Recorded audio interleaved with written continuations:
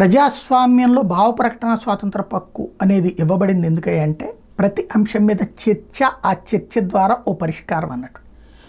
ఇప్పుడు తాజాగా supreme court CBI మీద ఒక ఆగ్రహం వ్యక్తం చేసింది. ఏంటయ్యా అంటే 2021 అసెంబ్లీ ఎన్నికల తర్వాత హింస కేసుల్ని బెంగాల్ బయటికి బదిలీ చేయాలని సుప్రీంకోర్టుని సిబిఐ డిసెంబర్లో అడిగింది.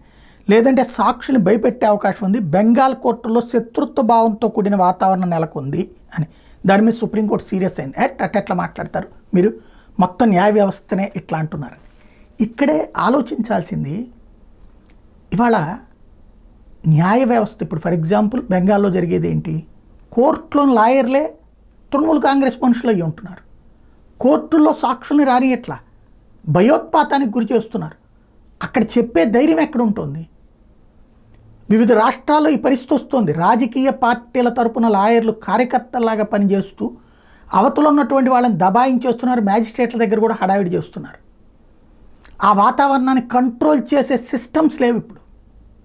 ఖచ్చితంగా దీనికి ఒక శాశ్వత పరిష్కారం ఆలోచించకుండా ఎవరినో నిందిస్తే ప్రయోజనం లేదు.